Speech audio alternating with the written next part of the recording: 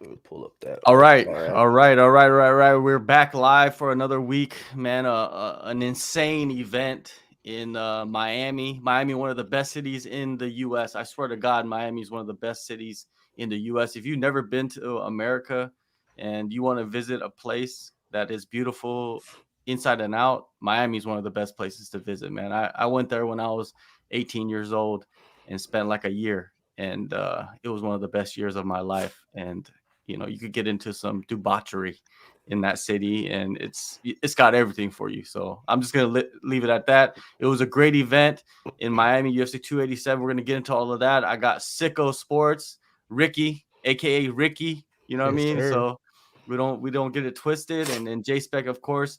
This might be the crew. This might be the crew going forward. I don't know. Let's see how it works out. But we're gonna get into the event. We're gonna get into all the storylines coming out of the event. Just insane, man. Some of the stuff that happened. And let's start with Chuck Liddell. I know you guys are probably thinking, like, what does Chuck Liddell have to do with anything? I'm gonna tell you what Chuck Liddell has to do with anything. Chuck Liddell is at the after party with Izzy, celebrating Izzy's victory. And why is that important? Why is that something that is a storyline coming out of this event? Is because I feel like it's foul, man, because there's a connection there with Pereira, with Glover Teixeira. Like Chuck Liddell was like Glover's like mentor. And Glover, yeah, the pick, yeah, like Chuck Liddell was in like Connecticut Yeah. helping Pereira prepare for Izzy. So what it looked like, you know what I mean? You don't know. You can't really believe everything on social media, but he was there. There's video footage of him helping them out, right? And there's a connection there. They're like part of the team. How foul is it? Let's start with you, Ricky. How foul is it to be? It's like you're a sports guy. You watch, I see the Spurs and the Cowboys. It's like, Yes, let's say sir. the Cowboys, because I go back to the old school. Let's say the Cowboys lost to the San Francisco 49ers in the Super Bowl, As they do.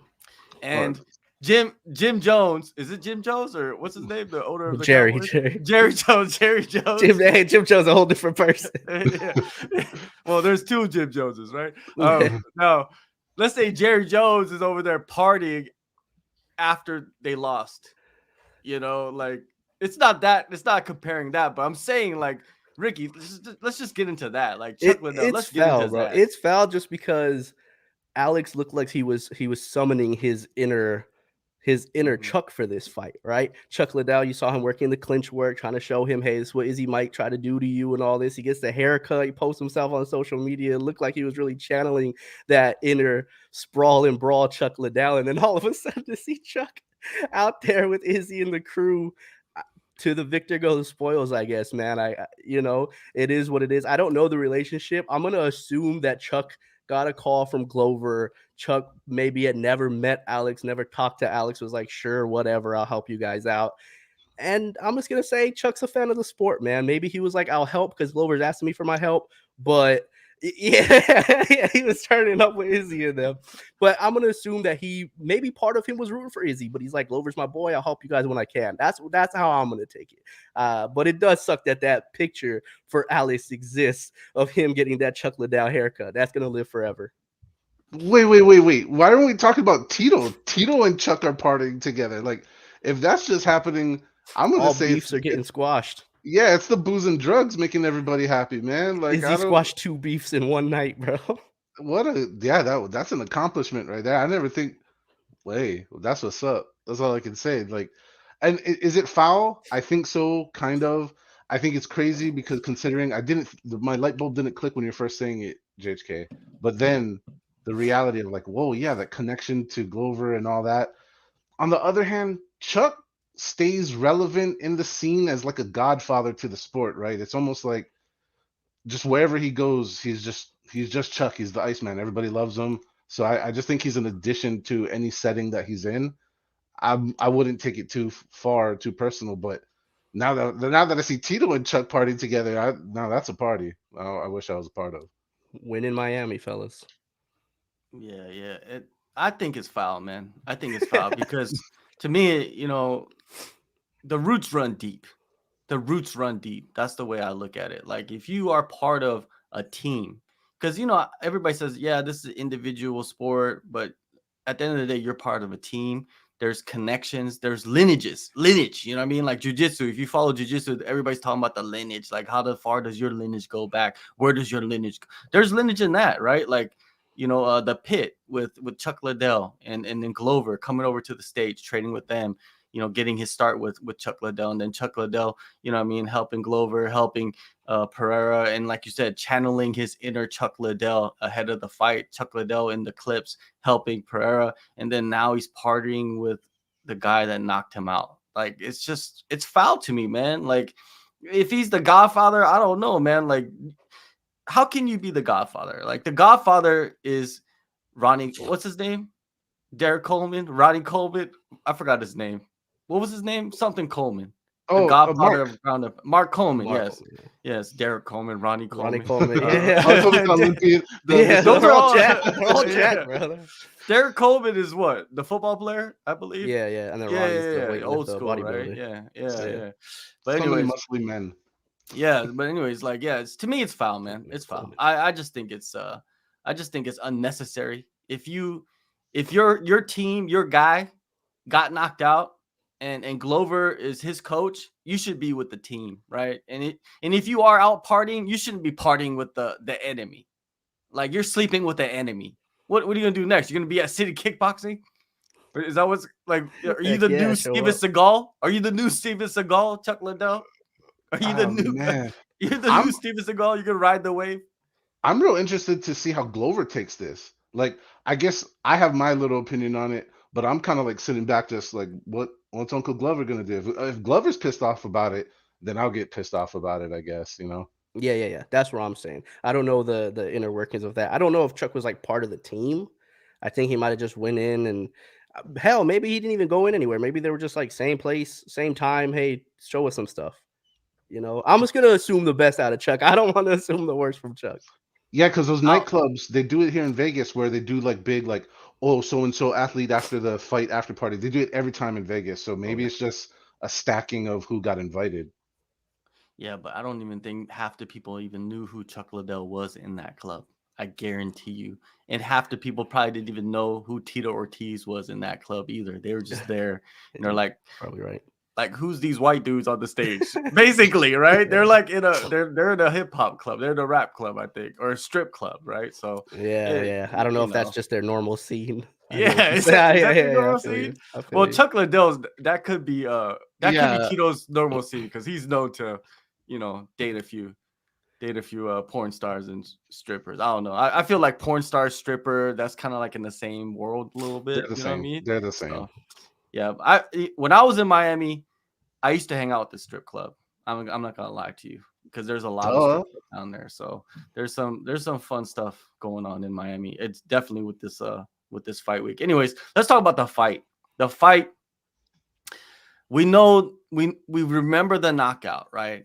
Remember the knockout, but let's talk about what leading up to the knockout, what we saw between these guys. It was a competitive fight. It was actually much more competitive than the first fight in the first round, right? The first round, Izzy kind of dominated that first round in the first fight, right? And he ended that first round with that. What was it? I think it was the right hand, right? Right at the bell. Yeah. And Pereira was clipped, like he was dazed, right? He was fuzzy. In this one, it was much more competitive, and also Pereira was landing the calf kicks, and it looked like Izzy was compromised somewhat, right? It looked like it hurt him a little bit, right? Did he? There was one little like pretty clear reaction to it. The optics, right? So, Jspec, tell me what you thought of everything leading up to the knockout. Like, what happened? Well, when I was watching it live, my eyeballs told me that Pereira was losing that first round. I thought Izzy was just kind of outpointing him, even though those kicks were coming in.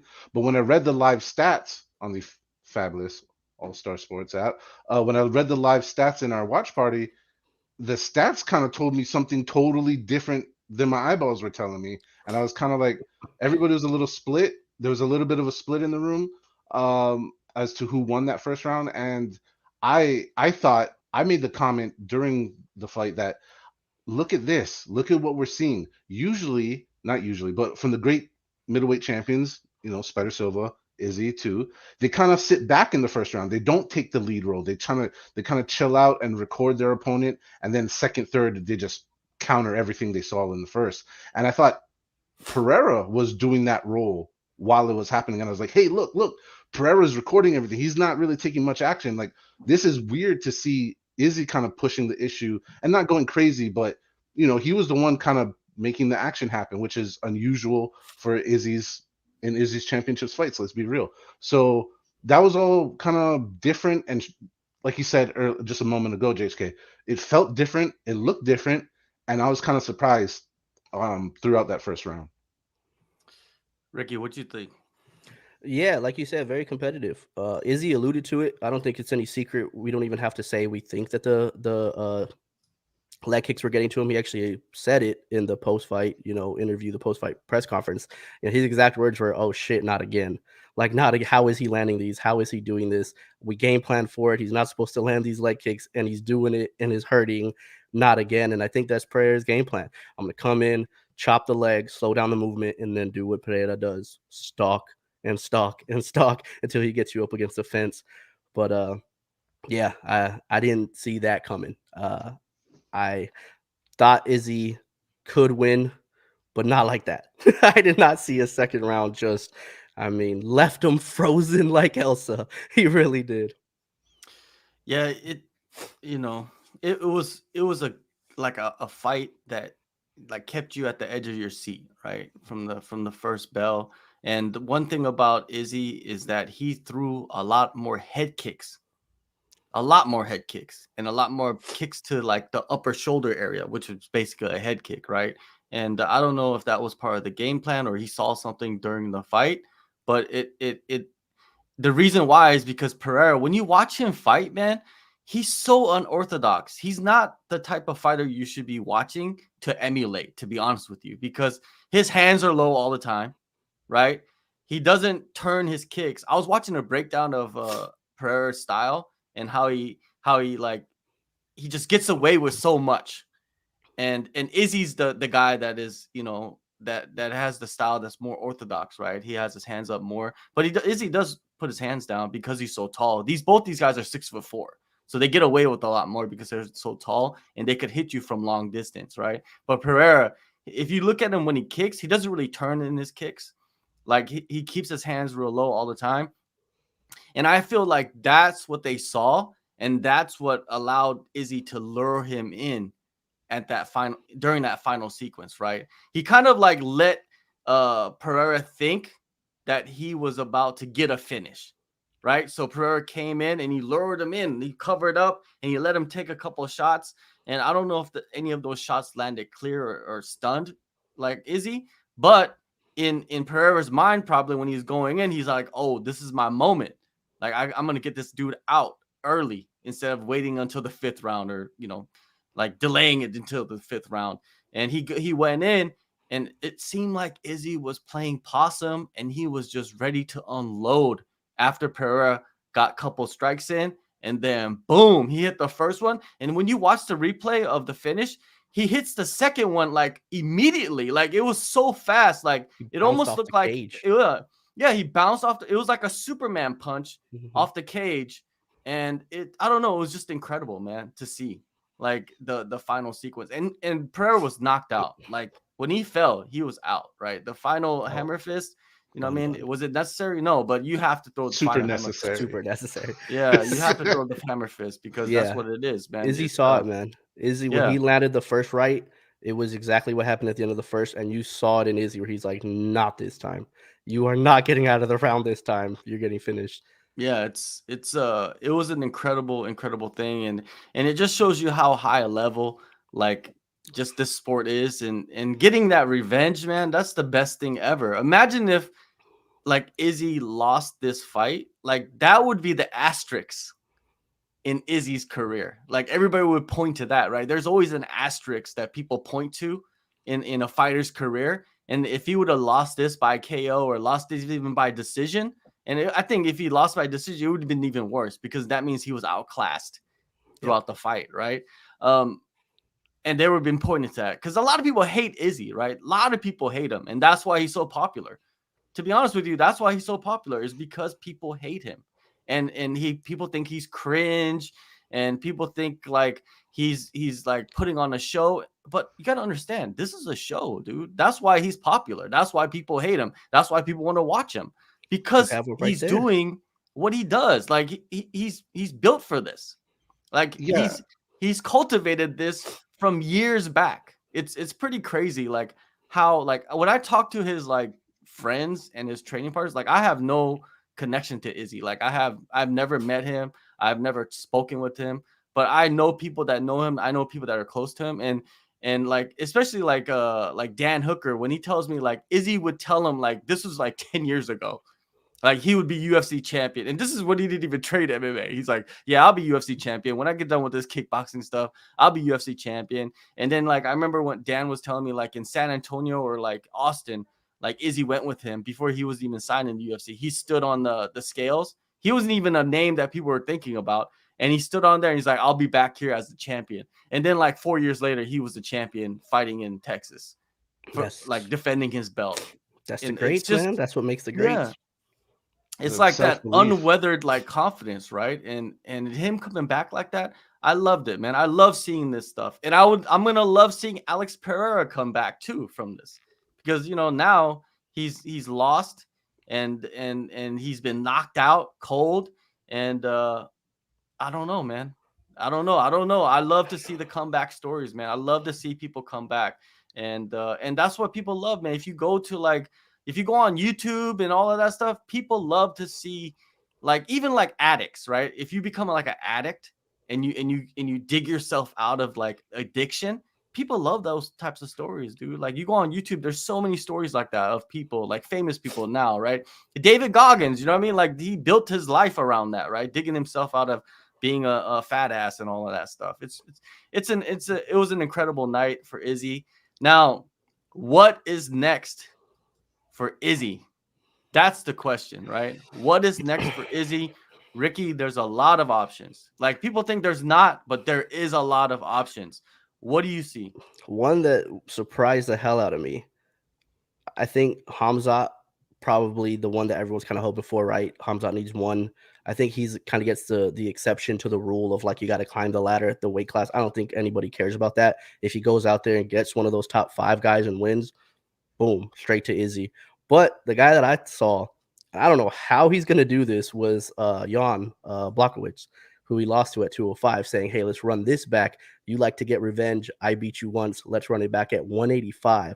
Now, I don't know how he makes 185. I don't know if he's going to take a leg off of himself or what, but if he's serious and he can make 185, that's an option I honestly never even thought about, was him coming down to 185 and saying, hey, I'm the only other guy that beat you.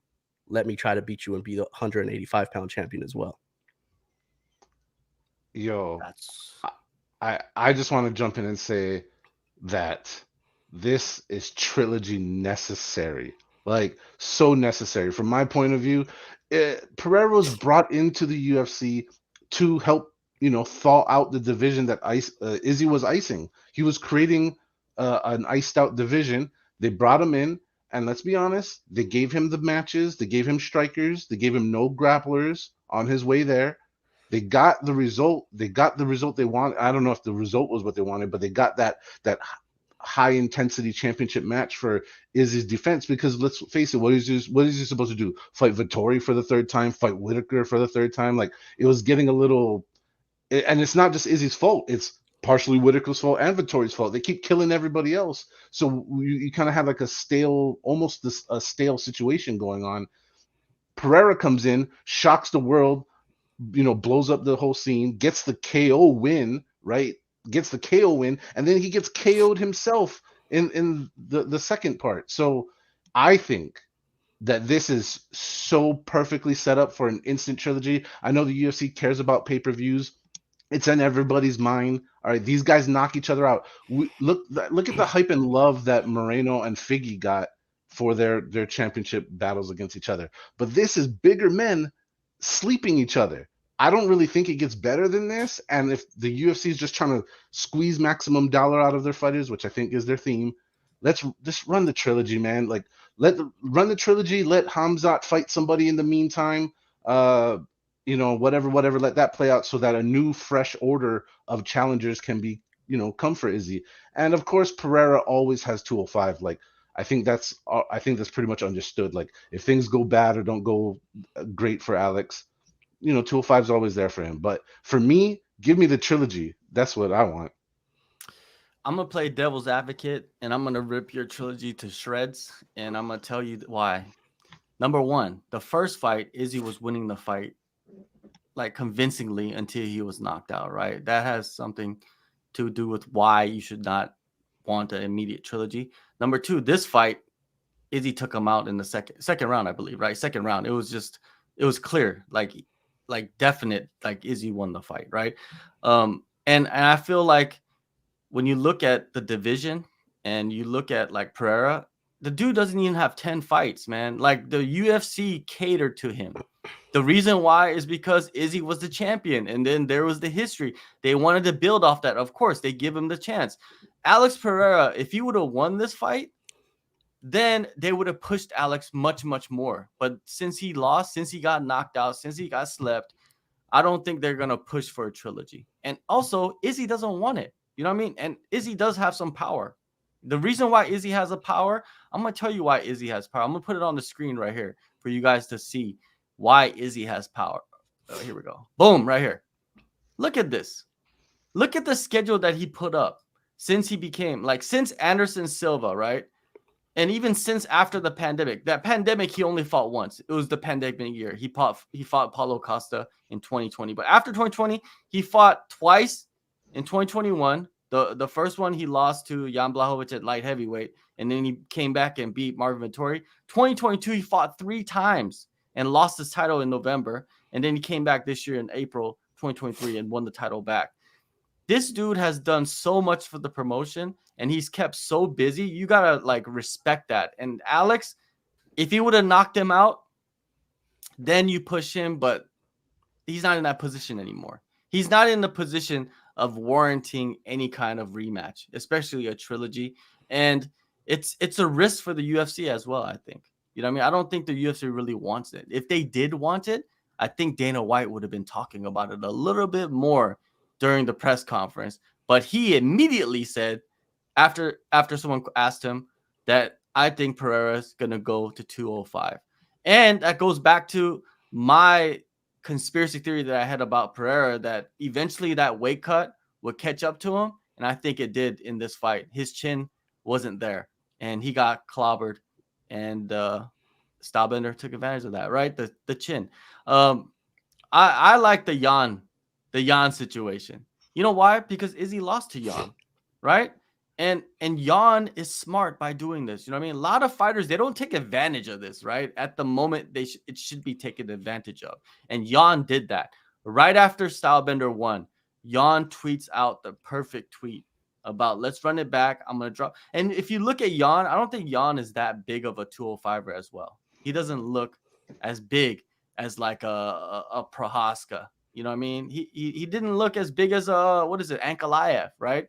I don't know where he walks around at, but I believe Hyon, he's going to be calling the PI. He's going to get a nutritionist. He's going to do what it needs to be done, is because he's not even close to the title, I don't think, at 205. There's too many guys now lined up, right? There's too many contenders. Yeah, dude, and his time's running out. Let's be honest. Yeah, exactly, right? So you got to pick your fights carefully. He's old. He's almost 40, right? So why not do it now? Drop down. It's exactly what you just have posted right here. It's what Rob was just mentioning earlier. Izzy's clean out the division. The two people we're talking about aren't 185ers. Hamzat was a 170, and Hyon was at 205. So we're talking about two guys, again, that you have to bring into the division. Where else do you go? And Hamzat, I don't understand why people are like pushing him to be fighting for the title now. Like, who has he beaten at 185? It's because they ran out. They ran out of people. It's because they don't like Izzy, and they've ran out of people to beat him. So they're just going to they're just hoping for somebody else. They're just hoping that Hamzat's wrestling pedigree could get in there and take Izzy down, hold him down. That's all it is. People just, like you said, Why is Izzy so popular? Because he does have so many people that hate him. They just want to see him lose, so they're reaching for somebody to beat him. It makes no sense of why people are pushing for Hamzat to rush in there, and Ricky was talking about like why they would be pushing, but the fans, they have no say, to be honest with you. You know, like Dana White likes to say, like, we put on the fights that the fans want. Yeah, No, they somewhat, don't. but not all the time, right? Not all the time. Anyways, Hamzat, I don't believe he's in the picture. I don't even think he fights Pereira next. I believe Pereira is going to be leading the division. And I was talking about this earlier. Wouldn't it be crazy if Pereira goes up to 205, fights? Because I think Pereira, he jumps into like title contention right away, just because he's the former champion and he can fight anybody up there. He could fight a guy in the top 5. I believe Stylistically, he it's could fight. perfect Yeah, for him. This is yeah, a crazy thing. I'm more excited for Pereira at 205 than I am for what else Izzy has going on at 185. I'm That's more what I'm excited to saying. see Alex move up because stylistically, they still fit him, whether it's Erie, whether it's Jamal Hill. Those guys aren't, wrestling heavy. They're going to strike with him. And anybody who's going to strike with that dude, he is scary. So, yeah, I am very excited for what he has left. That's why I wasn't mad at this one. I was going for Izzy. I'll say it. Everybody knows. Rob, you knew. I was going for Izzy. I wanted that comeback story. I'm a sucker for it. But even when Pereira lost, I'm like, there's so much for him at 205 to stay at 185 if he doesn't get the trilogy. Do we want to see him get out wrestled by Whitaker? Do we want to see him get out wrestled by Vettori? Or do we want to see those matchups with Yuri or Jamal Hill? I think those are more intriguing. Oh, for sure, right? So we'll get to Alex in a second, right? Because there's a deep dive we could do with Alex, but let's focus on Izzy a little bit longer. Izzy next fight, I can see it happening.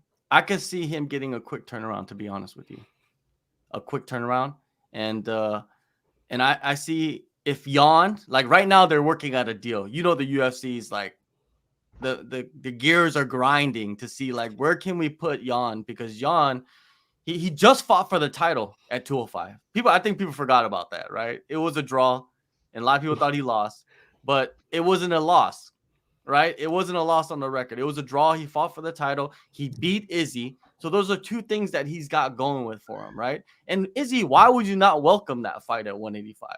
Why would you not? It's a title defense against a former champ you lost to, and he's coming down depleted, and he's 40 years old. Why not? Why not allow yourself to style on somebody like that, especially at your weight class? That's a beautiful fight for Izzy. And I know his management is probably like, yeah, that's the fight. Set that That's up. stylistically, that's the fight we want, man. Anything last you want to say about Izzy and like what do you see in his future? Like, of course, Hyon could be the next fight, but what would be option number 2? Is it Hamzat? Jspec, is it Hamzat? I don't want it to be. I'll be honest. Can I just say that my imagination land, and I know you killed my trilogy dream, but my dream card would be headlined by the trilogy, and the co-main would be Hamzat and Shavkat. I've heard so many people desire Hamzat versus Shavkat, and I desire it too. So I know that doesn't directly answer who's next for Izzy. Honestly, looking at this list right here, come on, let's be honest. Like, we've watched all these fights, and nobody really gave a shit about Cannonier, or the Whitaker rematch was kind of like, it was cool, but everybody already People knew gave what a the shit because they wanted Izzy to lose. They don't care yeah. about the opponent. He's getting to the point, like someone was telling me, he's getting to the point where it doesn't matter who he's fighting anymore. As long as he's fighting, there's people that want him to lose, and there's people that want him to Floyd. win. That's a Floyd. That's what Floyd had for so long. Yeah. Floyd But Yeah, Mayweather. go ahead. sorry, Jspec. all the great champions, all the real great champions create that effect upon themselves. Floyd had it happen to him, RJJ had it to him, Spider Silva had it happen to him, so on and so forth. All the great champions ice the division, and suddenly we just want to see him lose just for the sake of losing. And that's what I mean. Who do we really think can beat him right now in the division, and that's actually deserving without pulling somebody from like the 15th spot in the rankings, Like, I don't know. I I'll really tell don't. you. I'll tell you. This is what Please. if the UFC goes to Africa, and we saw Unfit. Izzy talking about an unnamed middleweight coming up. You know, he needs to prove himself. If the UFC goes to Africa, especially South Africa, and does a pay-per-view, Izzy headlines against Dricus du Plessis. They push him into that title fight. Why would you not do that if you have a fight in Africa? You know what I mean? Dude, It's perfect. this is why JHK is the fucking man, because he's smart. You know what? You're right, because that's what the UFC does, right? They try to push into regions via the fighter's homeland. So yes, Dricus, yes, boom, great They work. did it to Zhang Wei Li against Jessica Andrade when they went back to China. It was even a fight night, and they put a title fight on there. And guess what happened? The impossible. Right. Zhang Wei Li goes in there, gets the first round knockout, right? You never know what's going to happen in a fight. You know what I mean? Is he beatable? Yes, he's beatable. He's lost already twice, right? But And it's a just to very that, good that's what scenario. I was trying to say about the new era of middleweight and just fighting in general. Any punch, any strike could change the game. But I think we're seeing as obvious right now with these championship bouts that happen just back to back between the two men.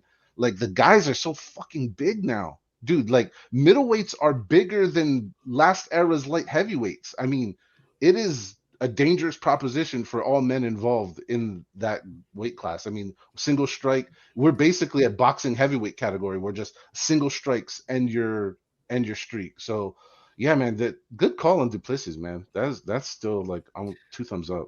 Got to put on your promoter hat for that one. Yeah. As just if you have an analyst hat on, I think Duplessis gets styled on. But Yeah. if you got the promoter hat on, it does make sense, especially because Izzy said it himself. Didn't say I don't want to give him any clout while giving him clout, but Yeah. he brought him up. If you bring him up, we're gonna talk about him, Izzy.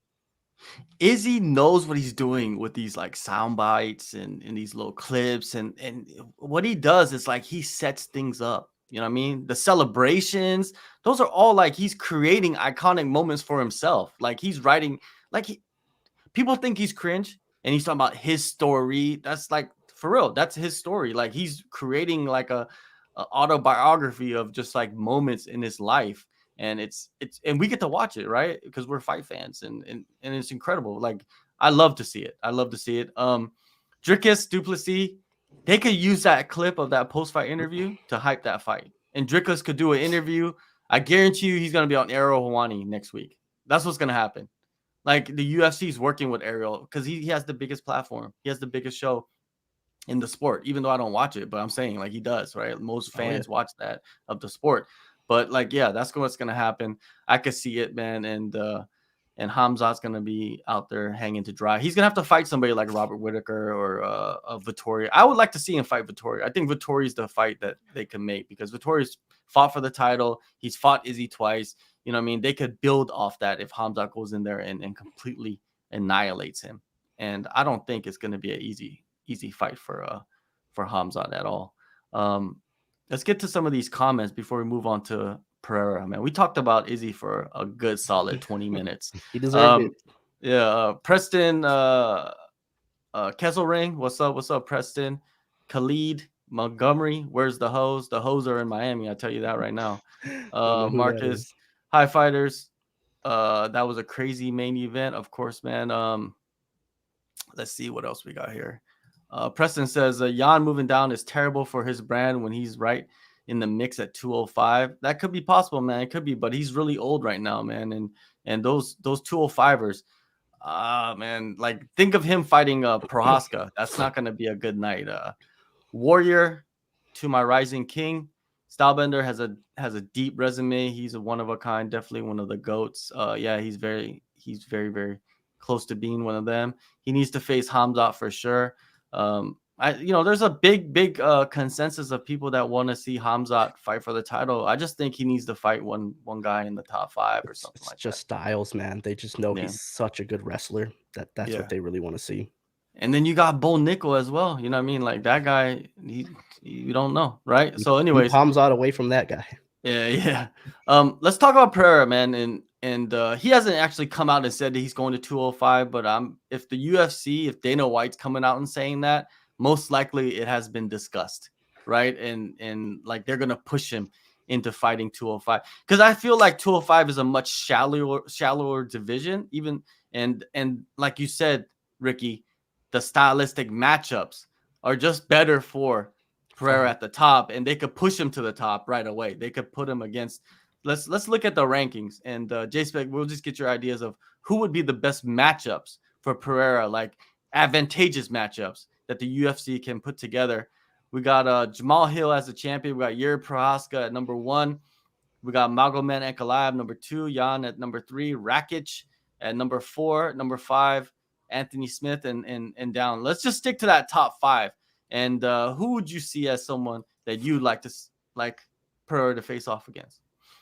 Well, considering that, I mean, I think Prohaska, right, if God bless his shoulder, I hope he gets right in that he gets the next title shot against Jamal Hill. That's the way I think it should go. So for just pure awesomeness, Rakic, I think Rakic and Pereira would be fireworks and would be very validating to Pereira's cult. Like if you get that win, then boom, let him have the next title shot.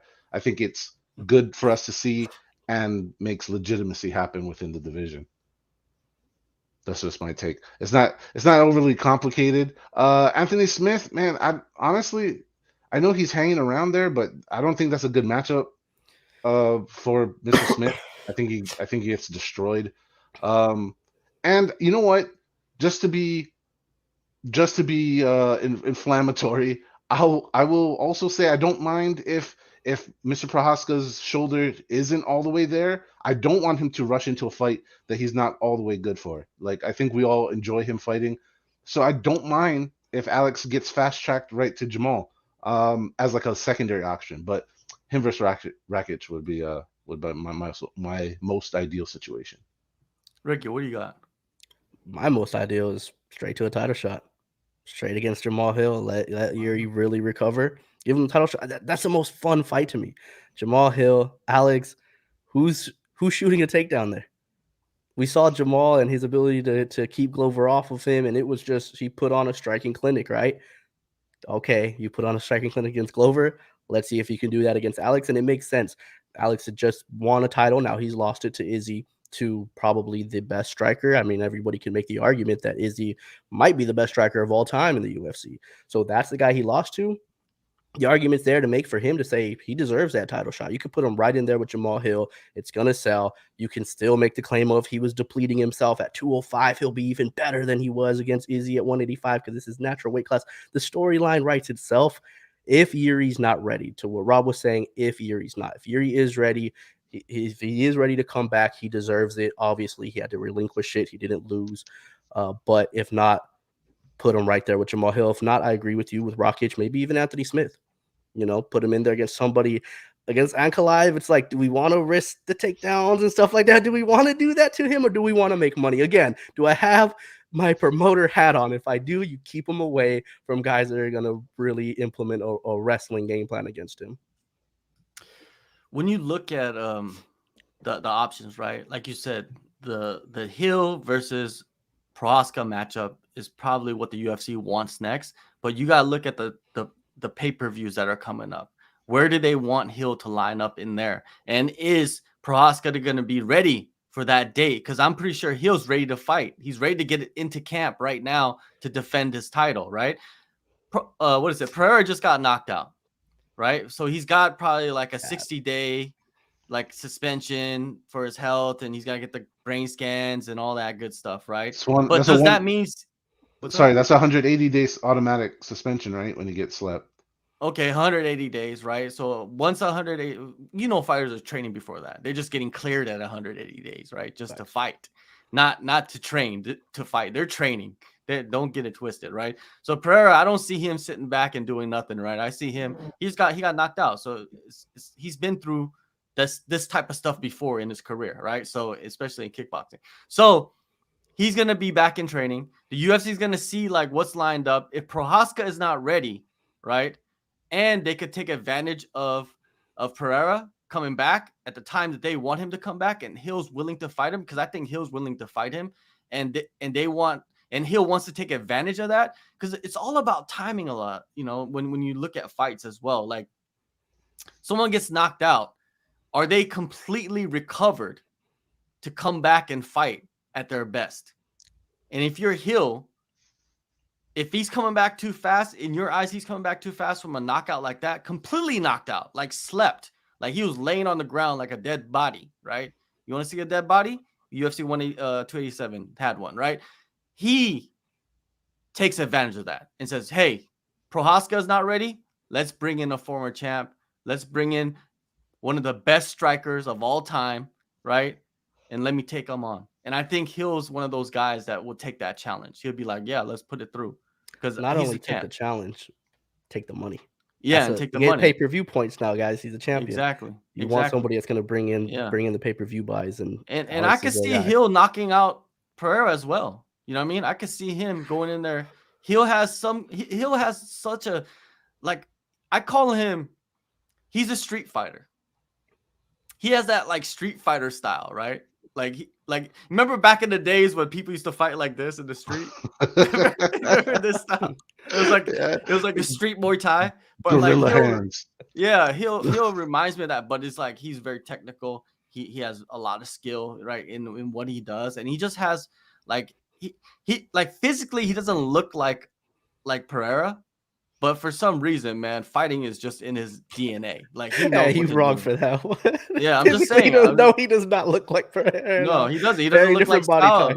He doesn't Yeah. look like Stylebender. You know, he like if you were gonna say like a guy that you probably not test for steroids much, it'd be Jamal Hill. Let's keep it real, right? Let's keep it real. But the boy can swing and bang, and like he'll take you out. Like, and he got a chin.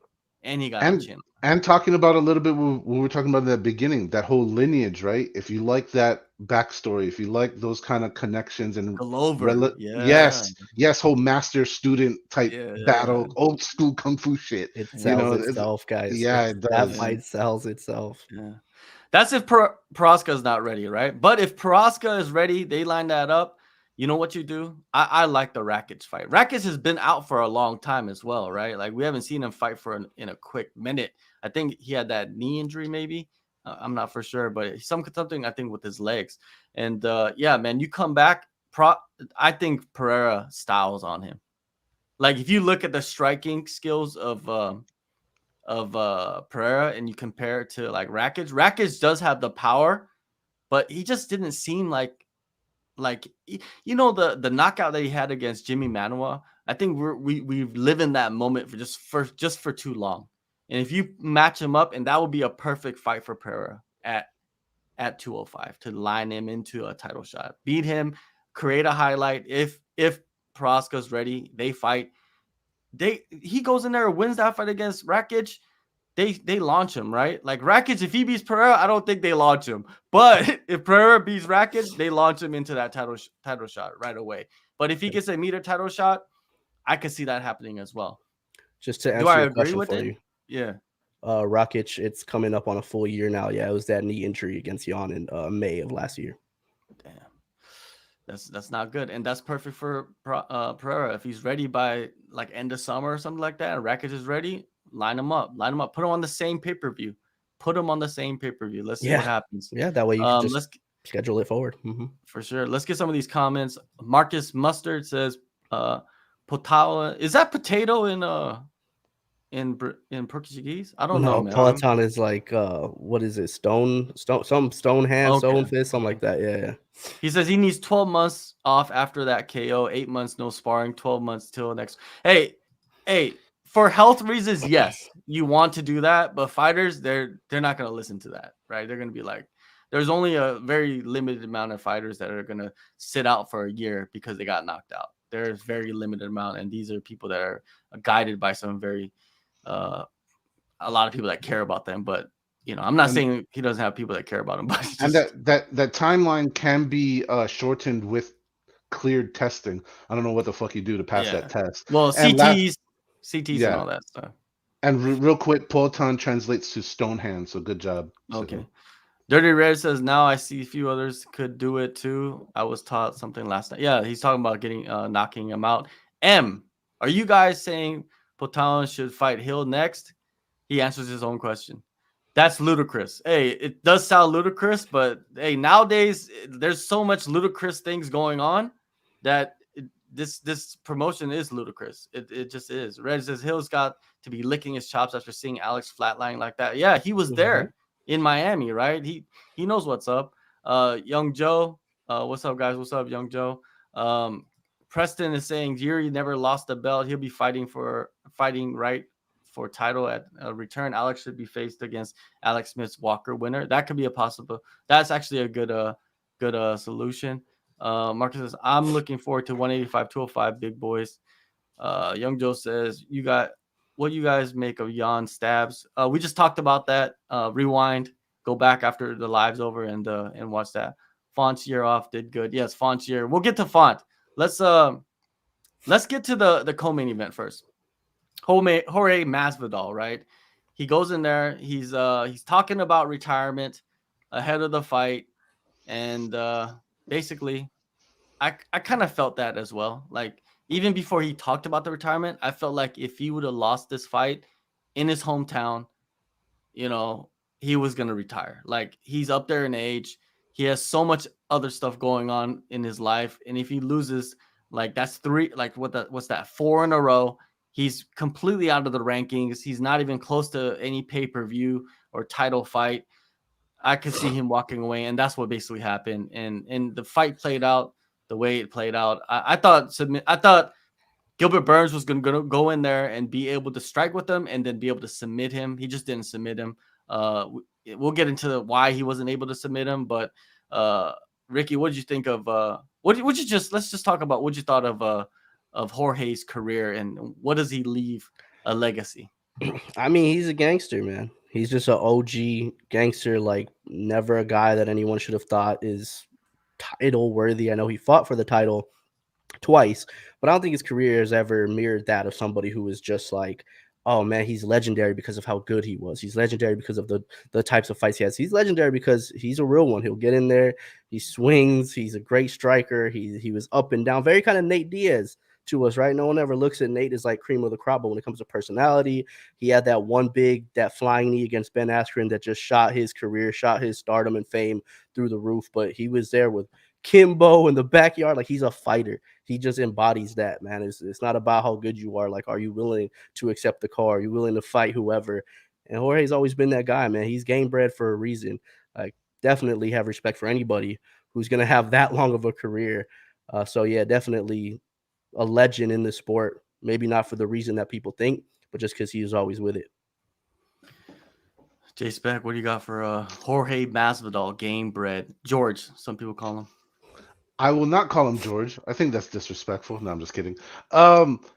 Dude, it's good to see in a way somebody who worked hard get somewhere big. You know what I mean? Like he's like Sicko said, not the most legendary by any means, not any of that other stuff that people like to attach onto to make stars be created.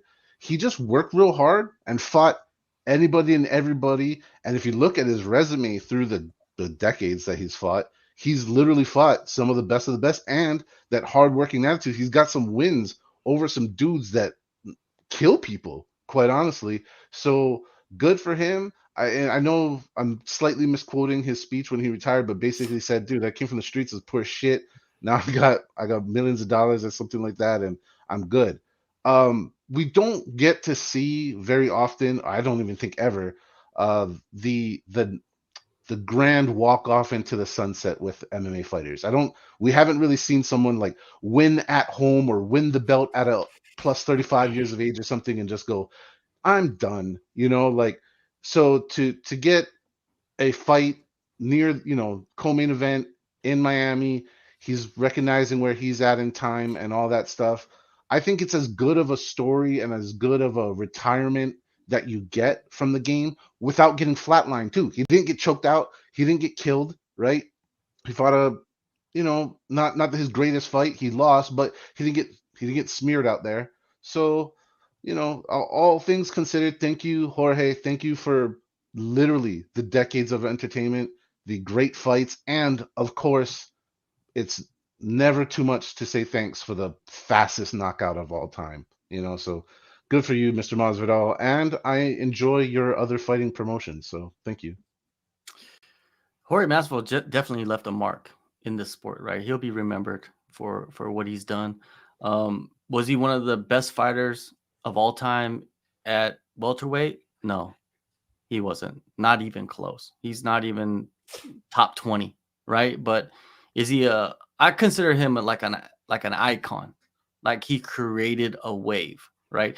Let's say if Jorge was 25 years old and he came into the sport now, he would have become much more massive than he is, right? Especially with like if he had a higher skill set, right? Just because of how the UFC is run now. It's different from how it was run back when he was 25 years old. But he left his mark, man, and I enjoy his fights. I enjoy his style, and I enjoy like just him as an individual when he just comes out, and the love, man, that they have for him is legit. It's not that fake ass like Colby Covington, I'm the king of Miami type. He wasn't even at the show. Well, You know there why? was legal shit there, right? Can't be around him. Oh, really? Uh, Okay. Restraining order. restraining order. Oh, so when you have a restraining order, you can't be near them. I thought they couldn't be near you. If there's an event that they're going to, you have to abide by that restraining order as well. Yeah, Oh, it's their place of work. Mm-hmm. okay. That's when That's interesting. it flips around. Yeah, Yeah. but I think if he would have went to the arena, he would have probably been attacked by somebody. Not even Jorge Masvidal. I'm saying he would have been attacked by people like at the arena. I think that's Maybe. what would have happened. But anyways, we're not talking about Kobe. We're talking Florida about Jorge. man. Jorge, yeah, Florida Jorge. man. Florida man attacks Kobe Covington. Yeah, Yeah. Jorge. He's he kind of put out a blueprint for some of these young guys. You know what I mean? And how to take advantage of the UFC, because the UFC is taking advantage of these fighters 100%, 1,000%. They're taking advantage of these fighters all the time. Like they don't even get money for being in the video game. You know what I mean? They're selling merch with their names on it and getting pennies off the dollar, right? So they gotta use the UFC while they're there. You know what I mean? Even if you're not the best fighter, even if you're not a top 15 fighter in the world, but if you get in there, you got to take advantage of it. And that's what I think Jorge Masvidal taught everybody. And if you could dissect and study like what he did in the last couple of years, you should take that and use it in your career somehow. Take what you can, right? Everybody's not going to be Jorge Masvidal, but I'm just saying, like, that's the mark he left. Now let's talk about Gilbert Burns, right? Because Jorge, he's gone from the promotion, and we're going to talk about Gilbert Burns now. Gilbert Burns, he goes in there. He it looked like he rocked Jorge a few times in the fight. You know, he took him down, and then he said after the fight, during the post-fight press conference, that Jorge was slippery. And they did look kind of shiny though, right? Like when you go back and look at it, or maybe that's just us thinking too much, right? But they did kind of look extra shiny compared to everybody else, right? And Jorge's not very tan. You know, he's not very tan. Like when you're tan, you look shinier, right? When you sweat. But he didn't. What'd you think of that little like jab? What'd you think, Ricky? I could see it for sure. I mean, if you ain't cheating, you ain't trying. Like, I mean, that's kind of a smart thing for her. It's big. I've seen it a lot, like in the jiu-jitsu community. It's huge in the grappling community, to make sure that you're out there slippery. Every time there's a big grappling match, there's always some accusations about, I think, Casey O'Neill and Maya, right? Maya accused Casey O'Neill of being too slippery in there. So I could definitely see it. They did look pretty sweaty to me at first. When I was initially watching the fight, I was like, damn, these dudes, they don't really look like they're putting on that kind of a pace, but they're sweating out there. And then when I hear that afterwards, I was like, well, maybe he has a point. I mean, the fight itself went as I assumed it would go. I thought Gilbert was just a little too well-rounded for him, and I think it showed in there. But yeah, man, Jorge's ability to get up, you know, maybe there is something there. Maybe. Who knows? But, I mean, he's retired now. You beat him, I think, 30-27 on the scorecards. Like, it is what it is. Jspec, what do you think of Gilbert Burns saying that if he doesn't get the next title shot, that he'll ask for his release from the UFC? Well, there's a couple to answer that question first. I think he's playing. I think he's just trying to get support from the people to back up what is who is in himself a legitimate contender for this belt.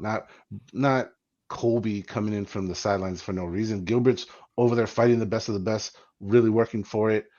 I think that's just a little bit of a like, hey, fuckers, don't forget about me type tactic, and maybe trying to get some support from the fans.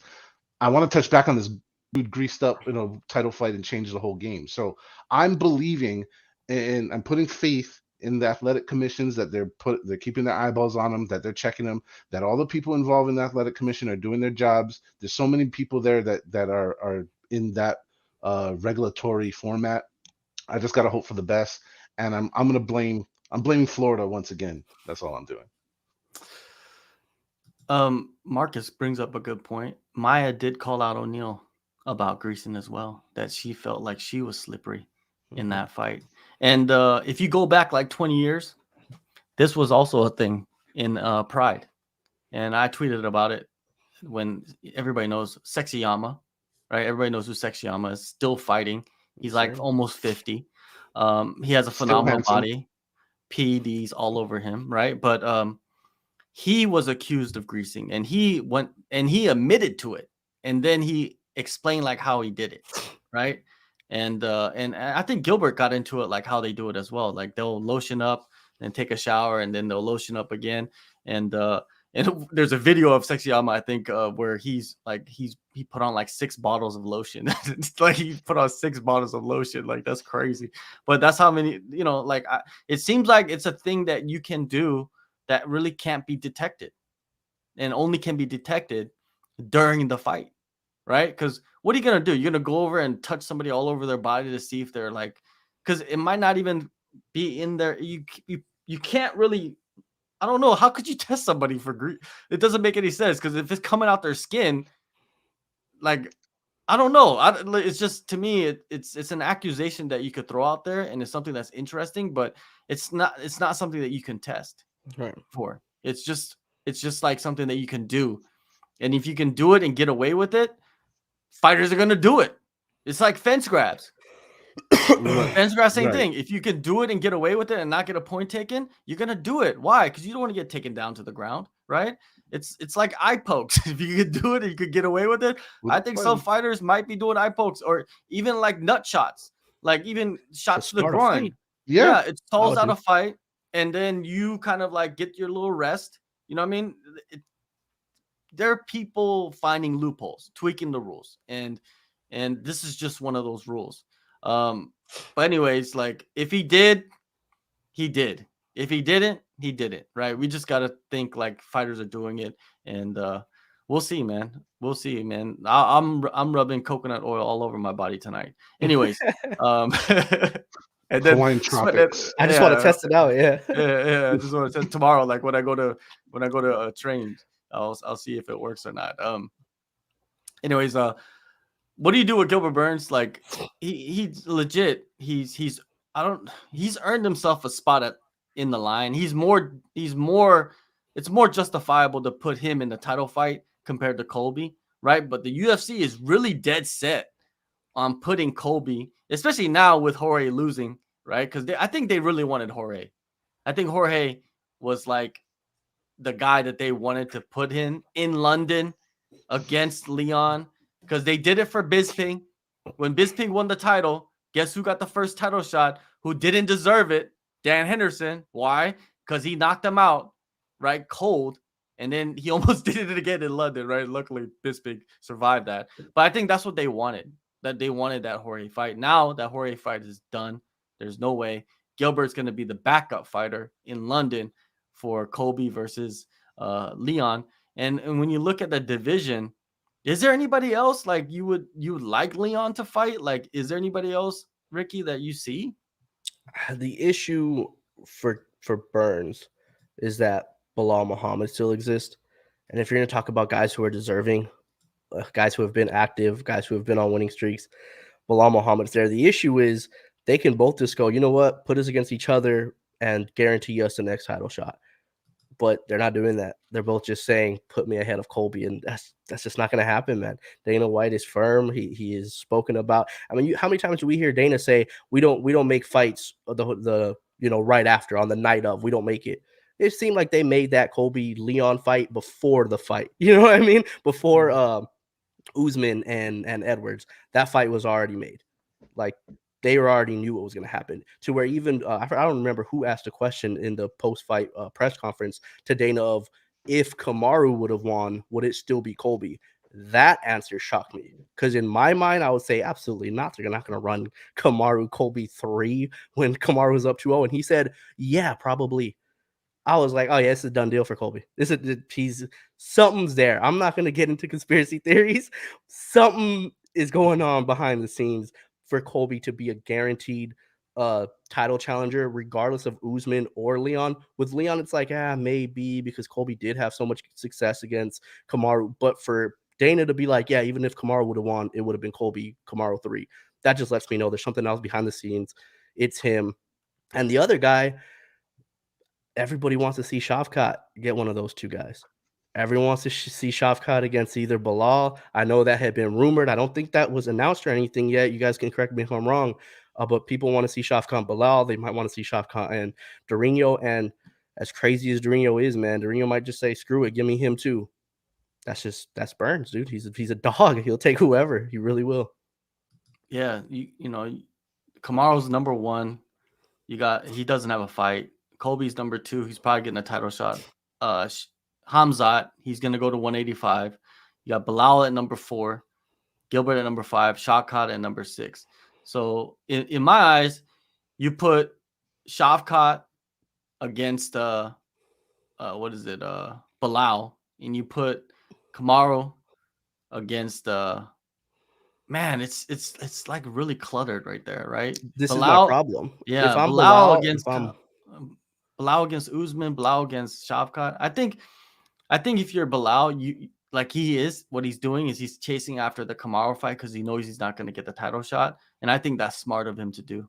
I think that's the low-hanging fruit, so to say, compared to like a Shavkat, right? Don't you think so? Yeah, for sure. But my issue with Bilal and Durinho right now, they need to fight each other. If they just get together and go, hey, let's fight each other, Dana, UFC, like whoever wins between us two gets the next title shot, guaranteed. If one of them fights Usman, the other one fights Shavkat, then what? Let's say they both win. Now, do they still have to fight each other again? You know what I mean? Like, which one do you give the title shot to? Just make each other the title eliminator. In my opinion, that seems like the easier path to that title shot that they want. And Gilbert, Jspec, I don't get your thoughts on this. Gilbert Burns, right? He sits in a position where he's the backup fighter for the title shot, right? So that could mean 100 different things, right? Like, is it really a backup position? Anyways, he has options, right? He could get the rematch with Kamaru because that could actually line him up for a title fight, right? If he beats Kamaru, he revenges his loss. Kamaru's just coming off a title fight. Or he fights Shavkat. And what's crazy about that is those are two former, training partners, former training partners, teammates of Gilbert, right? I don't think Kamaru trains at Killcliff. He does train there, but he doesn't like train there full time, right? Anymore. Anyways, he's in a weird position, Gilbert is, right? Because I could see him kind of like getting looked over again, even if like Leon and Colby fight and Colby wins or Leon wins, they might even just do the rematch on that one. If let's say Colby wins that, right? It's all cluttered. Gilbert, I feel like Gilbert's legitimate in his threat. I think he is. I think that there's a lot of money outside the UFC for someone like Gilbert. Gilbert has like really big sponsors, right? Like he has Monster Energy Drink as a sponsor. He has some jiu-jitsu brands as sponsors as well. Like he's a guy that makes legit money, with sponsorships, and maybe with options outside the UFC, he can make much more. Jspec, what do you think of the options outside the UFC for Gilbert? Well, we're seeing time and time again guys who are far less prestigious than Mr. Burns get big fat fucking paychecks to go out and suck. I mean, I don't think Gilbert's gonna suck, but that's the reality of we are in a special time right now that I think we'll be looking back on where the free agency became real in our sport. It kind of was a nonsense term just a couple years ago, but now it's very real. And Burns is valuable. Now, with that being said, Mr. Burns is 36 and is in a very tense position. He needs it's either I can see it from two different points of view, and I'll argue myself out of a job. It's like either you chill, Gilbert, and don't burn the good stuff out of you just yet, or fucking get in there and just make yourself undeniable. There's two different ways to go about it. It's tough. And also in that division, I think the UFC needs to really like consider and fix some things because I want to turn a question back to you in a second, JHK. But one, we when you talk about what is legitimate in the sport, all of that stuff has changed. Obviously, we're going for pay-per-view buys and all that stuff. But Leon had to wait forever. How many fights did he win in a row? 9? Was it 9 or something like that? It was a lot, yeah. It was an insane number that is literally almost unexcusable in the reality of sports and rankings. And then we have Bilal doing the same thing over again, like history is repeating itself. I I don't know. It is a big mess, but when it comes to Gilbert Burns, I think the safer play for him, if I was his friend or advising his fight, would take on Usman. Let's take on a declining Usman who looks a little bit of blood in the water. You've already proven yourself, Mr. Burns, in taking on a young, hungry, strong Chimaev. You know what I mean? You took a demigod and make him look human. Does he need to do that again? Does he need to show, you know what I mean? And that's a kind of I think more risky. And with all that being said, I want to flip this back. I think in your interview with Mr. Burns, JHK, you something along the lines of I think there was something being said about Leon just not gonna sign the deal to fight Colby. Like he's using his championship power to stiff arm that matchup. Is there any truth to that, or did you hear any more of that, or am I just making stuff up?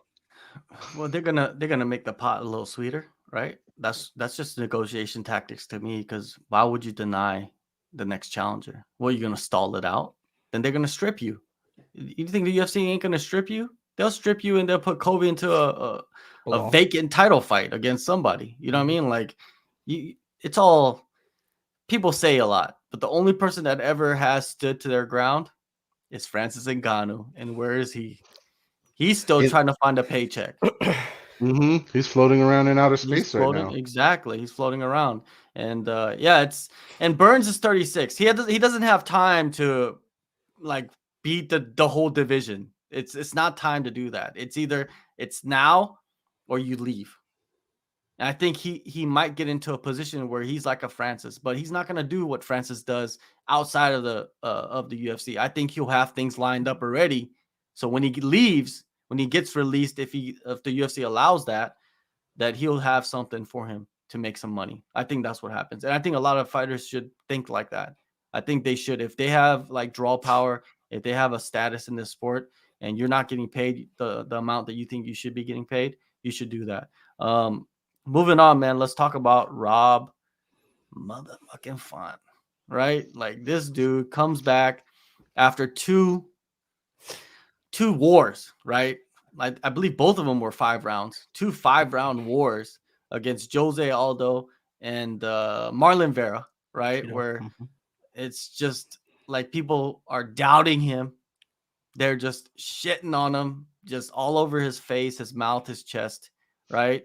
And Rob Font sits back for about a year, has a kid, trains, keeps his head down, comes in, takes a fight against a young, hot prospect, right? And Adrian Yanez, a guy that has thunder in his hands. And guess what he does? He goes in there and puts him out. Hey, the New England Cartel, you got to give them boys some credit, boy. Like Rob Font, Calvin Kattar, same situation. Calvin Kattar probably takes the worst beatdown of his life, probably one of the worst beatdowns ever in that octagon against Max Holloway. Comes back against a young assassin, a striker in Giga Chikadze, and puts the work to him. And Rob Font does the exact same thing, but better, right? He gets the first round knockout. Ricky, man, Rob Font, man, is Puerto Rico, right? He's Puerto Rican. I believe so. Yeah, Puerto Rico stand up more like the perfect for him, right? What'd you No, think? he looked great, man. He looked great. It's what you said, to come back from that beating. The Cheeto fight, he took a beating, man. I don't know if it was as bad as like Tony Ferguson Gaethje, but he was getting beat up. I mean, even Cheeto just recently talked about Rob Font after this fight and was like, "Yeah, in our fight, I thought they should have stopped the fight." I like, you can tell that Cheeto was like, I was kind of giving it to him, looking like, "Hey, are we gonna stop this, or am I gonna keep putting it on him?" He got beat up bad. So to come back and do that to Adrian Yanez, who you said hot prospect. The dude was, who's the best boxer. It seems like those are when the ass kickings come, right? Whenever it's like, who's the best boxer in the division matchups happen, you end up seeing one guy get completely outclassed. You just mentioned it with Cater and Max, right? When Max is, I'm the best boxer in the UFC, baby. And then now Adrian Yanez, he's the best boxer. He's going to dig Font to the body. He's going to counter those jabs. He's going to do all these things. No, he's not. Rob's going to catch him, put him out cold. I mean, that picture, that just freeze frame of Giannis, like, just whiplash. Yeah, dude. It reminded me of like the if you just took AllStar and Ngannou and just shrunk them down. That's what that shot was, where you saw AllStar like whole head going back. That's exactly what he did to Giannis right there. Just oh my god. So yeah, Rob, salute to you, man. I don't know a lot of people who were betting on Rob in this fight. So the fact that he got it done in that way, salute to you, man. You had him. You had him. Yeah. I personally was not sold on Yanez. I'm biased, dude. Rob will tell you, Sugar Sean's #1 fan. Anytime people come out and go, this dude's gonna beat Sugar Sean, I'm like, man, that's the first thing I went to. Is like, you guys told me It was a risky bet, to be honest with you, because Yanez, he does have the power, right? And I like Yanez. I think Yanez will probably go real far in this division because he's still super young and he found really like a lot of success. And one thing that I like about Yanez is that he's fearless. And you need to have that, right? He's not a safe fighter. And I think that this fight teaches him so much, and he'll come back just a fighter 5-10 times better in his next fight. And yeah, man, sometimes you need the reality check, right? There was a lot of those fights on this card, the vet versus the prospect fights. And this one, you know what I mean? Both these guys. And one thing about Rob Font, if you noticed, like, he was really trying to use that clinch on him, right? And that right there, boom, he had his neck wrapped up with his left hand, and he was drawing him into the clinch. And then, because that's a crazy way to knock somebody out too, right? It's like you're holding them. It's like a fight with your little brother, right? You're like, come here, bang, you know what I mean? Like, that's what it was like. It was like little bro versus big bro, right? Eventually, little bro gets older, more mature, and comes back and gets revenge. Rob, you bet against Rob. Come on, Rob. So I have so much regret on that. First off, when I break any of my codes, I live literally to regret them. I'm kicked out of the fraternal order of Robs. I went against another Rob. I'm gonna have to just own it forever. But there's two things we said in our pre-pick show that kind of blended and came together. We talked about sometimes a modest layoff 1 year for a guy who's fought as much as Font.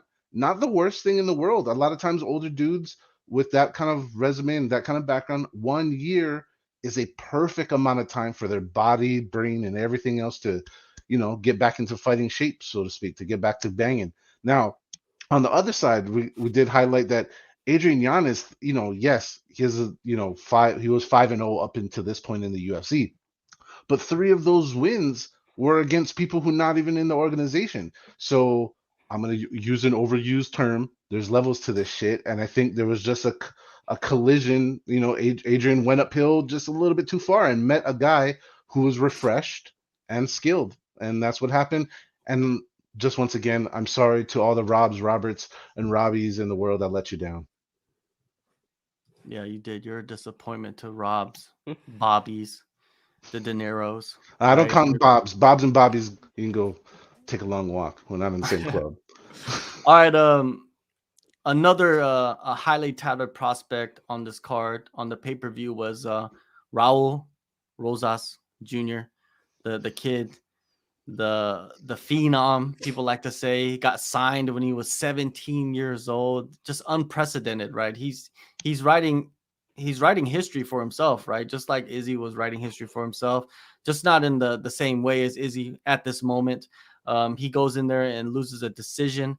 There was a lot of hype behind him. There was a lot of criticism of why he was placed on the pay-per-view. And he came out in interviews talking about, he earned this spot. And Ricky, did he earn the spot? Before we get into the fight, did he earn this spot? Like he did? 100%. All right. 100%. And I'll tell you why. We got to put our promoter hat on. Mhm. That's why. I did the math. I actually made a post about it earlier. Everybody under the age of 30 on this card, if you put all of their Instagram followers combined, they're still 100,000 short of Raul Rosas Jr. Wow. He's huge. He's huge. I think he's at 500,000, somewhere around there. He's a big deal. So did he earn his spot because he's earned his stripes and he did the things that we, as Rob was alluding to earlier, the Jorge Masvidal bring up and the way the UFC used to work? Absolutely not. He didn't earn this spot. But the way UFC works now, welcome to the Endeavor WWE UFC era, guys. It's about followers. It's about, can we push you forward? Do you bring us the attention? We could bring anybody the attention we want. Can you bring us the attention as well? Raul Rosas was, and that's why he deserved to be in the spot that he was at. And as far as the fight goes, I think this was good for him. I think this was good for him. He didn't get destroyed in terms of like, he didn't get knocked out. He didn't just get completely ass whooped. He wasn't in there like, dude, I need to stop this fight, where it's just a good learning curve. Hey man, you're still 18 years old. You have a long ways to go. Typically you're about 10 years away from your prime. It's probably going to come a little bit quicker because he's already in the UFC. I don't see him, being 28, 29, 30 like most guys do when they come in at 24, 25 in the UFC. His prime's probably going to come around 23, 24. But he's still a long ways. Now you understand what a game plan does. You can't throw 10 punches in a whole fight and expect to win. It's not a wrestling match. There's things that you got to do, adjustments that need to be made. And if you guys can correct me on this, he doesn't train at a big gym, right? Isn't he like just with his dad and his brother? Like, don't they just do their own thing? He trains in Vegas with like Brendan Moreno's team. Okay, he pops in with them, right? But he's not like on their squad. Yeah, well, he just goes around. Yeah, he goes. Maybe around. that's something they got to do, man. Is really get in there. I think what might be happening is he's not seeing the day to day. He's just popping in and, oh, I popped in and I did work against Aljo. Oh, I trained with Moreno and I do work with him. It's different when you're just popping in and they don't really. You're just kind of going. You're just, filling each other out. You're just, moving around together. Or if you're in there seeing what those guys are doing day to day and what it takes to be at that level every single day. I think joining a legit gym like that and like being part of that team can go far for him. He's 18. This isn't a huge setback for him. I think it's good for him. I really do. Jspec, is he a bust though? Is he a bust? Like in other sports, you got guys coming in as youngsters, right? And that's the big question. Are they a bust? Is he the Kwame Brown of the UFC? Jamarcus Russell. No, I'm not gonna go that far. I'm not gonna label him a bust yet, because if you look at his resume, he's since a very young age, he's been fighting dudes in the starting of their maturity of their physical prime, 22, 23, 24, 26-year-olds. That is the range of dudes he's been fighting, all of them with a good amount of fights. He's been testing himself as hard as any teenager on planet Earth could be tested in MMA, in my opinion, so far. He just met a man of near equal skill with a little bit more brain power, a little bit more experience in life, maybe per se, in a 25-year-old full mature man versus a very energetic, very talented, very exuberant young man who pushed the throttle. He hit that gas, he went for it, he went balls out plus in that first round, and he started running out of fuel. I don't think he's ever come across someone dead even in all areas, plus just a little bit more here and a little bit more matured in the body. And as much as Rosas deserves to be talked about and accoladed, I want to give a little bit of love to Mr. Christian Rodriguez. Like, his post-fight interview was so like, let's be so real about this. 18, like, is there another 18-year-old that kicked ass in the UFC besides Vitor Belfort? I think everybody else in their teams that have come in has kind of met the wall at one point or another. And also, this goes back to a point we were saying in our pick show, excuse me. is that pressure of being on the main card such a good thing? Like being on a pay-per-view card already great. Maybe, just maybe, Chris Curtis was right. Maybe if that role was switched and he was just a featured prelim and he didn't have all this on him, 10,000 microphones in his face, I don't know. Maybe we have a different story. But for right now, I don't think he's a bust. I'm gonna think I think he has mad potential, and it's all good in love and war, and shit doesn't always go your way. I'm never a guy that rides the hype train ever, even in other sports as well. Like when Kobe came into the league, I wasn't on his hype train. LeBron never, like they got to prove themselves to me. Like I'll give them respect for accomplishing what they accomplished up to that point. But when you hit the big leagues, so to say, like you got to show up or show out. Like you got to leave, you got to stay or leave. You got to do what you say you're going to do. And in this fight, what I saw was that he gassed. The boy gassed, but he survived though.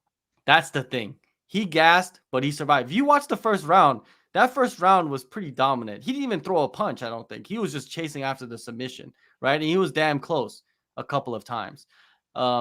Is he a bust? I'm going to say he is right now. I'm going to give you that label right now. You are a bust. The hype is there, and the UFC's riding it, and you went in there. The first round was great, but you weren't able to put out a Christian Rodriguez. Like Christian Rodriguez is skilled, but the level of hype that you're carrying, you should have went in there and finished Christian Rodriguez in that first round, and you didn't. You gassed. And I don't understand why you gassed. And also his skill set. It's not like he has a full skill set. When you look at Hamzat, he has a full skill set. The boy can strike. He got power in his hands. When you look at Raul Rod, can he strike? I don't think he's very good of a striker. He looks very sloppy on the feet. I know he's very young as well, but he has the hype.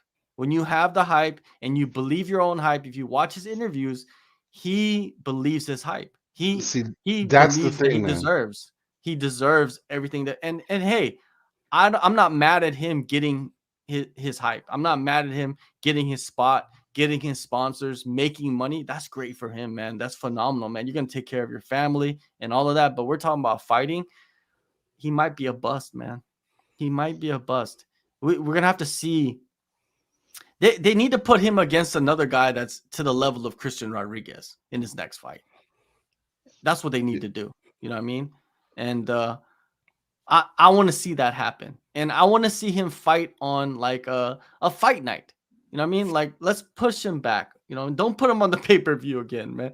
There's a difference between him and Sean O'Malley. Sean O'Malley is built for the moments, man. He's built for the moments, and he's an all-around fighter as well. Sean O'Malley got skills on the ground, and he's got skills on the feet, and he got the knockout power, right? And he got the submissions. Like, he slowly created himself a path to where he is right now. Raul's kind of just jumped into the deep pool, not with like the opponents, but just in the magnitude of the events, right? Just think of it, man, as somebody that you're just walking into pay-per-views all the time. And like you said, the mics are in front of you. Like you got people interviewing in English and Spanish, and like all this attention's on you, and all the questions are kind of like to build you up, right? They're not gonna dive into you and say like, so what did you do with your striking? Like your striking doesn't look very good. Like how have you handled like developing that aspect of no one's asking that. I guarantee you no one's asking that. They're just asking about, oh, how do you feel? You know what I mean? It's pretty much the same questions, right? It's just to build you up, to hype the fight. So anyways, I'm going to put him in the bust category for now, but that's just me as a person that watches sports. Like I always put everybody in the bust category. I don't put them in But that's fair though. But that's fair because what you're talking, I think I lean towards what Rob was saying a little bit more. I don't personally have him as a bust, but that's because I'm saying my expectations of him. I think what you're alluding to is the expectations he's putting on himself. And those expectations of I'm going to be the youngest champion of all time, I can be top 5 guys now. If you're taking what his expectations are, he's a bust. He's talking about triple champion. Yeah. Like he's talking about three division. I can be Aljo right now. Yeah. Like, all right. He's talking about training sessions, right? Mm-hmm. I don't think those other fighters appreciate that too much, right? When he's talking about training sessions. Unspoken rule, man. You don't brag about training sessions. No, you don't. You don't, man. A lot of people, it's just I don't know, but the UFC, they're good at like creating these fighters. Bufo on the beat, right? He's saying right now, he's the male version of Macy Barber. I don't know about that, but I understand what you're saying. He's kind of in that category where they're gonna build. And Macy Barber is a totally different situation, right? We're not going to get into that too much. Anyways, like moving on to the rest of the event, right? Did anything else stand out to you guys? Ricky, did anything stand out about this? I'm going to let Rob go. He's chomping at it. What you got? What is it? I cannot believe the Florida Commission. First off, why doesn't all the athletic commissions? We already know the gold standard in a very rickety organization of the athletic commissions. All the athletic commissions need work. Nevada's the gold standard. Everybody knows it's not a debate. One thing Nevada does when there's a foul or foul type situation that's fight altering is they have a second ref reviewing replay and they put the little light on when they need to pause the action. Chris Curtis got fucked by the Florida Athletic Commission by a head clash that drastically altered the flow of combat, knocked him down, and he received another 10 strikes on the floor, all because everybody had alligator eyes in Florida for no it was a failure of modern combat. It's a failure of unified rules. Like, it just gets me on my whole giant tirade of the goddamn athletic commissions and all the crisscrossy bullshit in our lovely federation of the United States of America. I just cannot believe that a giant head clash like that went just yippee skippy into the night. And how many shots is that? That's fucking more than 10, dude. I said 10. That's more than 10. Like, yeah, dude, that was terrible. But on the other side, okay, so I got my rant out. Thank you for giving me my moment to get that heat out, because that was killing me inside. The other part, I want to give big love to Sam Hughes, Sam Page, for not quitting, for showing every ounce of skill, will, determination, and warrior spirit. She was almost choked to death 5 times in that first round. And dude, Sam, like, big ups to you, woman. Like, you showed what being a fighter is all about. You people were counting you out. The odds makers had against you. The young upstart with all the jiu-jitsu skills. You were in the worst positions possible. Didn't quit, turned it around, and made a real show of it. And those are the 2 things that I would like. Oh, last but not least, thumbs up to Kevin Gastelum. I thought he was totally shit, but he's not totally shit. So that's my 2.5. That's my 1 thumb down, my 1 thumb up, and like, hey, good to see you come back again soon, Mr. Gastelum. Ricky, what about you, man? What do you think of the other fights? Sam Hughes and how do you pronounce her name? Amorim, however you pronounce it. Very similar to the Rodriguez and Rosas fight, right? Where it's like this young prospect, man, she's undefeated. Her jiu-jitsu skills are, there's nobody better. You can't find people who are that much better than her when it comes to being on the ground. She just weathered the storm. Hey, the first round didn't look good, but just be a veteran. Understand, don't get too high, don't get too low. Let's just keep the fight going. Let's see if she can keep this pace up. And then she wasn't able to keep that pace up. Very similar to Raul Rosas. But the fight that I wanted to go to was Steve Garcia. Steve Garcia got lit up. It looked like he was out of there. For him to come back and put that whooping on him, and the 2 body shots, the toe digging right in, and then just, I mean, not even a quarter size of where both of those shots landed. The front kick and then the little shovel, like, uppercut to the body, both of them landed pinpoint accuracy after he had gotten rocked earlier in the fight, right? It looked like it was over for Steve. It looked like that's it. Steve's out of it, dude. Poor guy. You know, you came, didn't go your way, and then he just turns it around and just puts it on him. So definitely Garcia, I did not want him to go. Did he get the bonus at least? He didn't get a performance bonus. Oh my God. That's What is the UFC doing? Steve Garcia with one of the best comebacks, right? Did y'all catch Dana post-interview talking about we've been making a lot of mistakes and we're trying to fix this? And he wasn't referring to the bonus, but he was referring to Mexico, on how they dropped the ball not having a event for Cinco de Mayo there, and how they're not going there this year because they just haven't been. I'm assuming he's referring to other employees that may not have been doing the things that they should be doing. But he was like, we've been dropping the ball a lot lately, and like, we need to get better. I thought that was really interesting for him to actually come out and admit that, like, hey, we're screwing up on a lot of aspects, and like, we got to get better now. Well, he's just blaming everybody else for his mistakes. Mhm. That's Well, probably it. what's the timeline for that PI in Mexico City? Like, what's the September. They said construction? September. See, so I kind of understand. It's like you got this big shiny new toy you want to unveil to the world. You don't want to do a big event there without showing off the thing that's costing The you a problem butt ton is of when money. you do that big event, there's a risk that you might be doing it with 0 Mexican champions, and you have 3 right now. Should have already struck. You gotta strike when the iron's hot, man. All right, let's get into Sam Hughes a little bit more. Buffo, I didn't see this, but he's saying that I'm seeing people on Twitter clamoring for Sam's win to be overturned because there's a picture going around of her grabbing inside of Amarine's glove to peel off the RNC. Any chance it gets overturned? I doubt it. I doubt it. They never overturn anything. But hey, glove grabbing, it happens all the time. I even ask fighters about it all the time, and yeah, it's something that should they take a point away. But what do you do if you take a point away? Do they go back into the rear naked choke with the glove, with the rear naked choke wrapped around their neck after they take a point away? I don't know. That's something that's another half-hour conversation They would that we start can it get over. into. Yeah, They would just start it from standing and take the point away.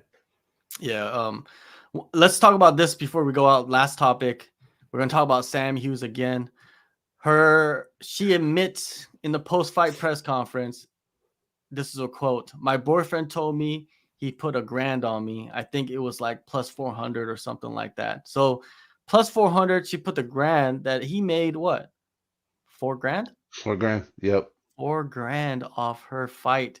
And we know, even us, we know that there's a rule that you cannot bet. Like anybody close to the fighters, coaches, training partners, anybody, family members, anybody, her boyfriend is someone that's close to her. They cannot make bets on fights, right? And this goes back to like you can't control everybody, right? But you shouldn't admit to it. But Sam, I think she's just so the emotions are there, right? The emotions are there.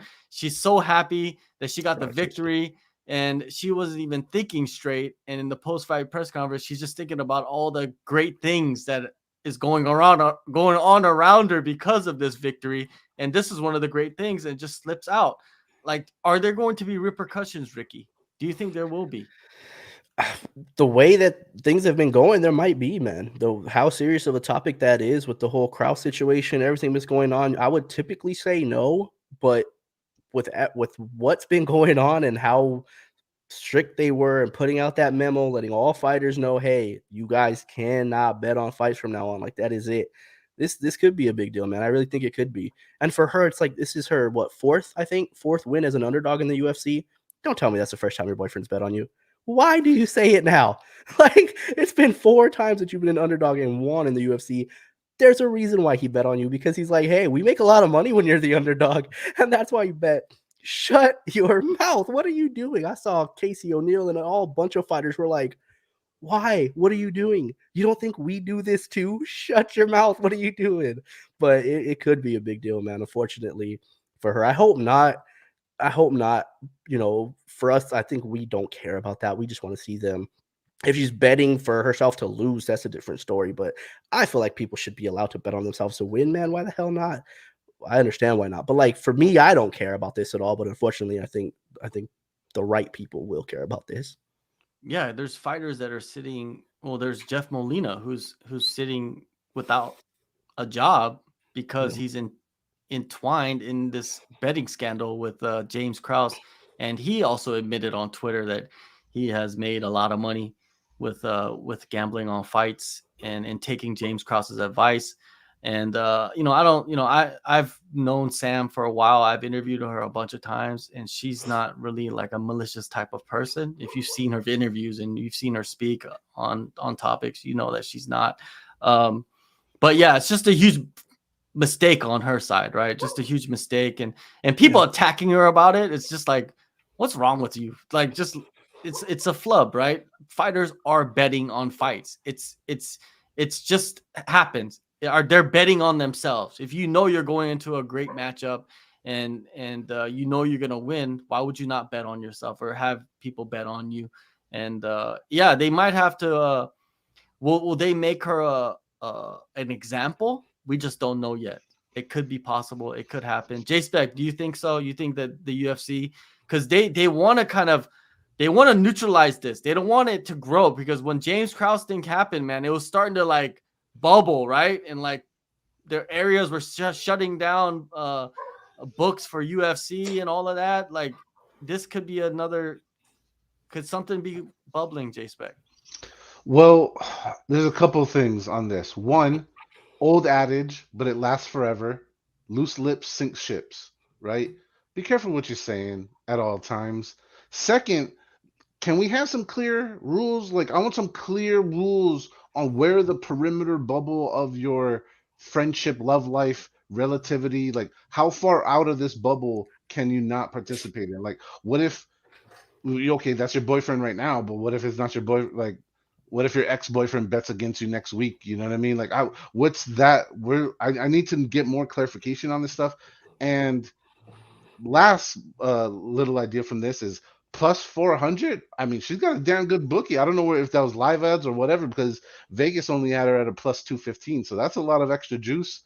But congratulations on it for whoever out there got it. But all the way back to, could she be the nail that gets the hammer? Yup. This is already a hot topic. This is already something people are looking into. And by the way, people who don't know, the bookies, the Las Vegas bookies, actually hire former FBI investigators and do their own batch of investigating on a regular basis. I know this because my uncle ran a sports book at the Rio for a couple of decades. He's now passed away. Anyways, point being is this shit's real. Money, don't fuck around with people's money. And I hope it doesn't happen to Sam Hughes, because she is a nice person, like you mentioned, not a malicious person. I don't think this is any kind of evilness or anything like that. But please give us some strict, clear rules so we can all follow them going forward in the future. And let's keep our sport clean. And another thing that I thought was, could they withhold his winnings because she admitted to this? That could be something there too, right? 100% they can, yeah. If they withhold his winnings, then there could be an investigation going on, right? And do I want an investigation to happen? No. You know, she just made a mistake, right? You know, they bet on her, not against her. There's to stop all of it. They don't want anybody betting, right? But it's happening. Let's just keep it real. It's happening all the time. James Krause was just an idiot to just go out there and reveal everything to everybody about it, right? But yeah, it's just happening, man. And we just got to live with it. And hopefully this is a learning lesson for any fighters coming up, to not talk about betting or odds or anything in their post-fight interviews. Anyways, Sicko Sports, go follow him. What else do you do, man? You do other streaming stuff, right? Yeah, just YouTube channel, Sicko Sports, just on there as well. But besides that, man, nothing outside of all right, well, go to Sicko Sports on YouTube and go follow him. Sir. And what do you usually do? Texas sports? NFL, NBA, MMA, basically just those three sports, man. All right, that sounds good. Jspec, you could go follow him on Jspec the host on Twitter. We'll be back on Thursday night at 10 p.m. Eastern time for the pick show. This week we will have, let me see who's our guest this week. I forgot who our guest this week is. We will have Narco Cop back on the show. He's one of the best, man, at just picking fights. If you go follow him on Twitter and join him on Spaces, man, they're like live betting. These dudes are really like deep into the gambling aspect of it. But yeah, he has great insight and he's really good with picks. We'll be back on Thursday with the show. Yeah, make sure you guys like and subscribe, and appreciate you guys for joining us. And we'll have Ricky back on the show, man, in the future. Thank you so much. Yes, sir. Peace out, and love thy neighbor.